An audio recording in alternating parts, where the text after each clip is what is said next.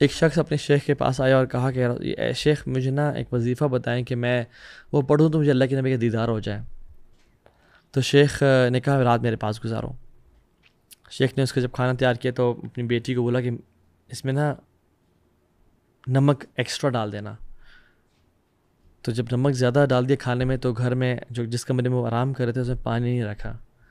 سو جب نمک extra salt والے کھانے کو کھا کے جب وہ کمرے میں گئے تھوڑا آرام کرنے کے لیے تو اٹھے نیند سے, پیاس میں نا نمک سے پیاس لگتی ہے, تو اٹھے دیکھا پانی, تو دیکھا سبحان اللہ پانی نہیں ہے, رات لیٹ ہو چکی تھی, اب میں کیسا اٹھاؤں.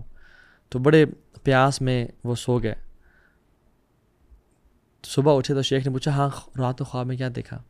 تو شیخ کہتے ہیں شیخ واللہ اف آئی ایم آنیسٹ کھانے میں نمک بہت زیادہ تھا تو مجھے شدید پیاس تھی اور شاید بھول گیا آپ نے پانی نہیں رکھا تھا کمرے میں, تو مجھے نا بہت پیاس ہے, میں سویا تو دیکھا میں پانی کے جگ پہ جگ پی رہا ہوں اور دریا میں ہوں اور ایسے چھلانگیں مار رہا ہوں, یعنی I am in water drinking all the water. تو شیخ نے کہا بیٹا یہی نسخہ ہے, جس چیز کی محبت اور تڑپ تیرے دل میں ہوگی نا وہ تو خواب میں دیکھ لے گا. اگر اللہ کے نبی صلی اللہ علیہ وسلم کی محبت تیرے دل میں ہوگی تو پھر تجھے کسی نسخے کی ضرورت نہیں ہے, پھر تو ان کو دیکھ لے گا. بس اپنے دل میں ان کی محبت اور تڑپ کو پیدا کر لے اور عمل کر کے دکھا. ربیعہ بن کعب الاسلمی اصحاب و صفہ میں سے ہیں, اتنے غریب کے سطر ڈھانپنے کے لیے مشکل سے ایک کپڑا ہے ان کے پاس, دنیا کی لگژری سے دور کی بات, کھانے کو نوالا نہیں ہے ان کے پاس, شدید پیاس اور بھوک کی حالت ہے, بٹ دینی خدمت کے لیے وقف کیا ہوا اپنے آپ کو, اللہ کے نبی کی خدمت کے لیے وقف کیا ہوا ہے. تو رات کو نوٹس کرتے ہیں کہ اللہ کے نبی صلی اللہ علیہ وسلم اٹھتے ہیں اور تہجد پڑھتے ہیں, اور مدینہ کی سردی جو گئے ہوئے ان کو پتہ ہے مدینہ کی سردی اچھی خاصی سردی ہوتی ہے, تو ارادہ کرتے ہیں کہ اللہ کے نبی کے لیے پانی کون گرم کرتا ہوگا, میں کیوں نہ کروں. اللہ اکبر. یعنی ان کو پرواہ نہیں ہے کہ میرے کھانے کچھ نہیں ہے, میرے پاس کپڑے نہیں ہیں, گاڑی نہیں ہے, اچھا گھوڑا سواری نہیں ہے. سوچ رہے ہیں کہ اللہ کے نبی کے لیے پانی کون گرم کرتا ہوگا, وہ ٹھنڈے پانی سے کرتے ہوں گے. تو رات کو ان سے پہلے اٹھ کے پانی گرم کر کے ان کے سامنے پیش کر دیا. تو اللہ کے نبی کو بڑی خوشی ہوئی کہ یار یہ وہ بندہ جس کے پاس کچھ بھی نہیں ہے پھر بھی میرے بارے میں سوچتا ہے. تو کہا مانگو جو مانگتے ہو ربیعہ, تمہیں اللہ عطا کریں گے. تو سوچنا شروع ہو گیا, کچھ ٹائم لیا سوچنے کے لیے, اور کہتے ہیں یا رسول اللہ آپ کی صحبت چاہیے بس. اللہ کی میں نے کہا تھا تم کچھ بھی مانگو, بلینک چیک دیا تھا. ربیعہ بن کعب کہتے ہیں نا یا رسول اللہ احد کو میرے لیے سونا بنا دیں. واللہ العظیم اللہ کے نبی نے جب کہا تھا نا کہ تم جو مانگتے ہو مانگو اور اللہ تمہیں عطا کرے گا, وہ اللہ سے دعا کرتے وما ينطق عن الهوى ان هو الا وحی یوحی. اللہ کے نبی کو دین کی بات تو اپنی زبان سے خود بولتے ہی نہیں ہے, صرف اللہ کی طرف سے جو آتا ہے. تو اللہ ان کے لیے آسمان سے سونے کی بارش کر دیتے ہیں, ان کے لیے دنیا کو فراخ کر دیتے ہیں. لیکن ربیعہ نے کیا مانگا, کوئی مرسیڈیز, کوئی مینشنز, کوئی پرائیویٹ آئی لینڈز اور پرائیویٹ جیٹس نہیں مانگے, کوئی بڑے گھر جس میں بڑے بڑے پولز ہیں نہیں مانگے. کہا یا رسول اللہ آپ کا صحبت چاہیے. تو آپ نے کہا تم نے بہت بڑی چیز کا سوال کر لیا. فَأَعِنِّي عَلَى نَفْسِكَ بِكَثْرَةِ السُّجُودِ, تو پھر میری مدد کرو کثرت سجدے کر کے. یعنی سبحان اللہ, out of all the world he ask for his company.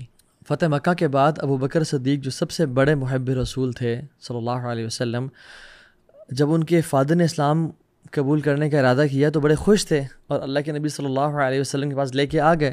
اور جب انہوں نے شہادت پڑھ لی تو وہ خوش ہونے کے ساتھ ساتھ رونے بھی شروع ہو گئے. تو اللہ کے نبی صلی اللہ علیہ وسلم نے پوچھا کہ ابو بکر کیوں رو رہے ہو. تو انہوں نے کہا یا رسول اللہ مجھے یاد آ گیا کہ آپ کے چچا نے اسلام قبول نہیں کیا, آپ کی کتنی خواہش اور کتنی تڑپ کے باوجود, اور میرے والد نے قبول کر لیا.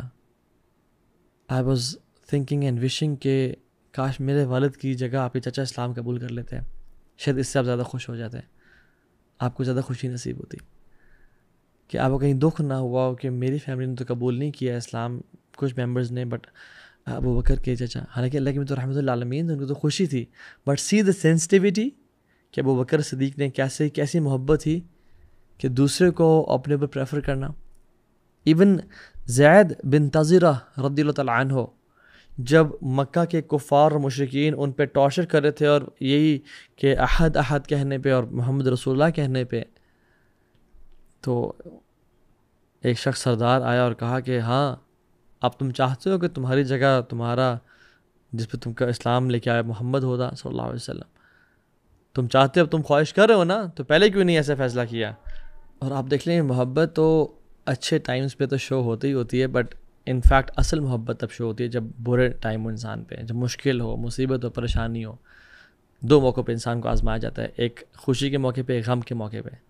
تو مشکلات کے موقع پہ اکثر ہم مسلمان فیل ہو جاتے ہیں. زید بن تذرہ رضی اللہ عنہ، ان کو جب اسلام قبول کرنے کے بعد ٹارچر کیا جا رہا تھا اور ان پہ گرم پتھر رکھے جا رہے تھے. امیجن مکہ کی گرمی، ریت کی ہیٹ، اور اس کے اوپر گرم پتھر اور کولوں سے ان کو پنش کیا جا رہا تھا. تو وہ رونے شروع ہو گئے، ان کی آنکھوں سے آنسو نکلنا شروع ہو گئے، ان کی جسم کی چربی پگھلنا شروع ہو گئی.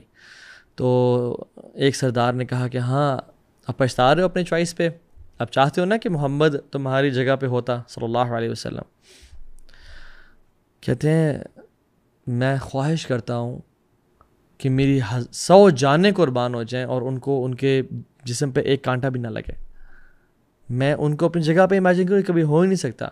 آئی ووڈ وش کہ میں 100 ٹائمز اپنی جان قربان کر دوں بجائے کہ اس کے کہ ان کے پاؤں پہ ایک کانٹا چبھ جائے. دس از ٹرو لو.